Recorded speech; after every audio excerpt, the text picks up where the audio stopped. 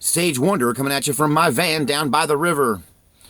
Well, I don't think we've been any closer to World War III than we are right now.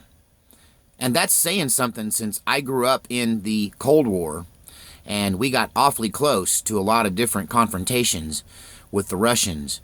But this is beginning to look like we may actually go to war with Russia over what's happened in Syria. If you've missed the latest news, Donald Trump tweeted out, "Get ready, Russia, the missiles are coming."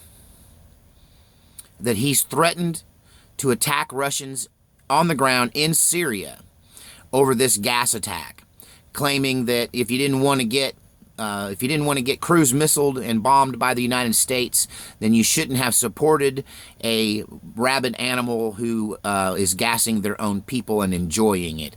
This is a paraphrase from his tweet this morning. We know from reports of the last 24 to 48 hours that there is military aircraft and ships rendezvousing and rallying in the Mediterranean. There is a multinational task force consisting of European forces and United States forces off the coast of Syria preparing a massive bombardment of Syria. And no doubt Russians are on the target list. Rather than us being able to say, "Oops, sorry Russians, we accidentally killed some of your guys while we were trying to get these bad Syrians," like we have done in the past.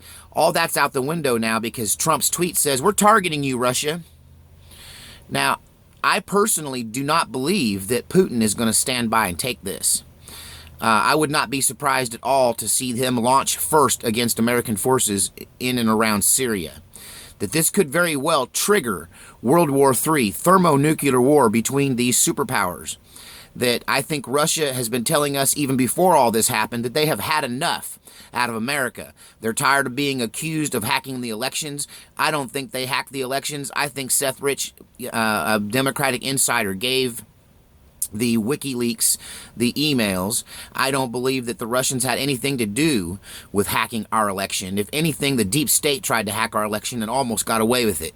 So they're tired of being treated this way. Russia is tired of the false accusations. And now they're tired of being accused of being part of this gas attack. And Trump seems to be convinced that this gas attack is a real thing, not a false flag, that it was not done by Al-Qaeda or ISIS, but rather was done by Assad and the Syrian forces with the backing and support of the Russians. And that the Russians now are being targeted in Syria. I would not be surprised to see Putin take the first punch. He knows the missiles are coming now. Donald Trump told him, "Duck, they're coming."